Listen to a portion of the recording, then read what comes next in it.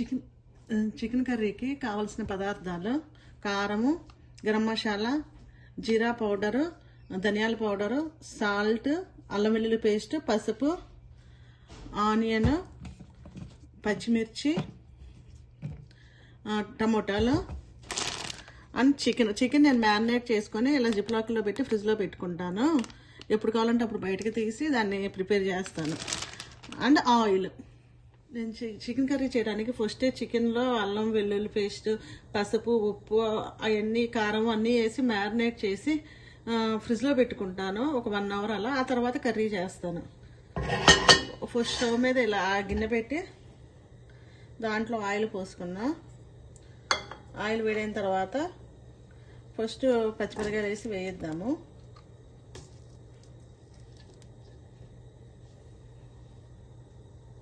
ఇలా వేసుకున్న పచ్చిమిరకాయల్లో ఆనియన్స్ కూడా వేసి వేయిద్దాం.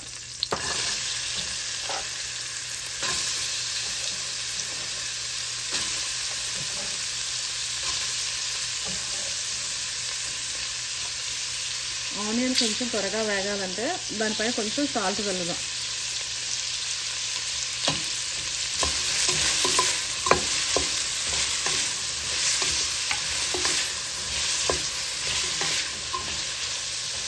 ఇలా వేగిన దాంట్లో కొంచెం కరివేపాకు,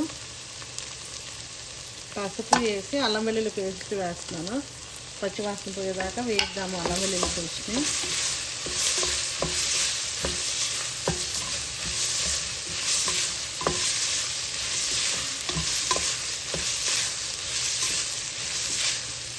మీకు ఇంగ్రీడియంట్స్ చెప్పే టైంలో కరివేపాకు, కొత్తిమీర అవి చూపించలేదు. యూజువల్గా ఏ కర్రీస్ చేసినా మనం కరివేపాకు, కొత్తిమీర వేసుకుంటాం కదా, అందుకని చూపించలేదు.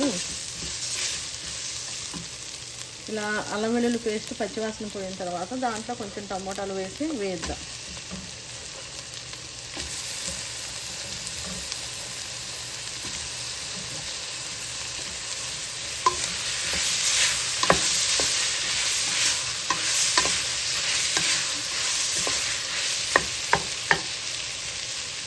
ఆనియన్, టమోటా అన్నీ వేగిన తర్వాత దాంట్లో కొంచెం కారము మీ టేస్ట్ని బట్టి వేసుకోండి. నేను దీంట్లో ఇప్పుడు కొంచెం స్పైసీ కారం వేసాను.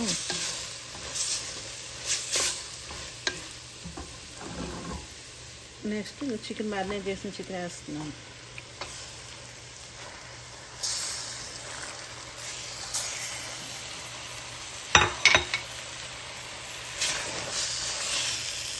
చికెన్ ఇలా బాగా కలుపుకొని కొంచెం ఒక 1 మినిట్ ఇదైన తర్వాత కొంచెం వాటర్ పోసుకొని మూత పెట్టుకుంటే ఒక 15 to 20 మినిట్స్లో కర్రీ రెడీ అయిపోయింది. ఇప్పుడు ఉప్పు చూస్తాను సరిపోయింది కదా. సరిపోయింది. కొంచెం కారం ఎక్కువైనట్టుంది. ఇలా మూత పెట్టేసి ఒక 1 మినిట్ మగ్గించి తర్వాత వాటర్ పోద్దాం. ఇదిగోండి 2 మినిట్స్ అలా మూత పెట్టుకుంటే దీంట్లో ఫ్రీజర్లో పెట్టింది అయితే కొంచెం వాటర్ వచ్చింది. ఇప్పుడు రాత్రే కట్ చేసి మ్యారినేట్ చేసి పెట్టాను కదా, అంత వాటర్ ఏం రాలేదు. ఇప్పుడు దీంట్లో వాటర్ వేసి మూత పెట్టి మగ్గిద్దాం.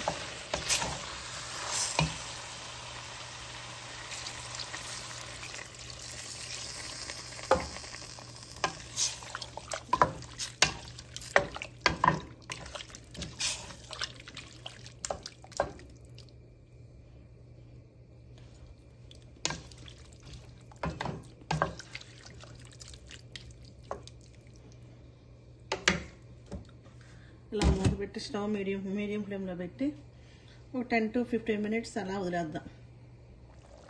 ఒక 10 మినిట్స్ అలా ఉడికిచ్చాను. ఇప్పుడు దాంట్లో నేను జీరా పౌడరు, ధనియాల పౌడరు, గరం మసాలా వేసి ఇంకో 5 మినిట్స్ ఉడికిస్తాను.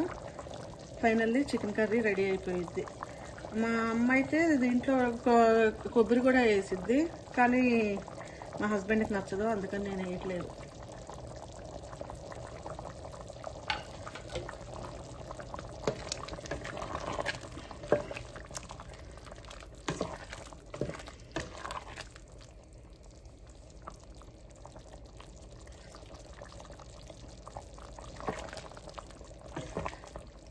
అన్నీ సరిపోయినాయి. ఇప్పుడు మూత పెట్టేసి ఓ 5 మినిట్స్ ఉడికిద్దాం. ఎక్కువ వాటర్ వద్దనుకుంటే ఇంకా ఎక్కువ ఉడికించవచ్చు, డిపెండింగ్ ఆన్ మన టేస్ట్ బట్టి.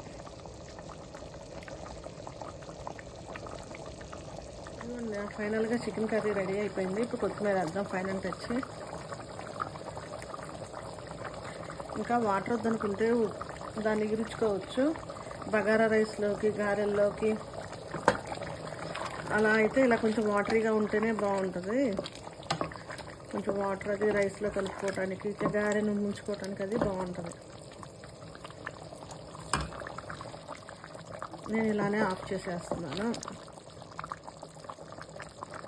గుమగుమలాడే చికెన్ కర్రీ రెడీ.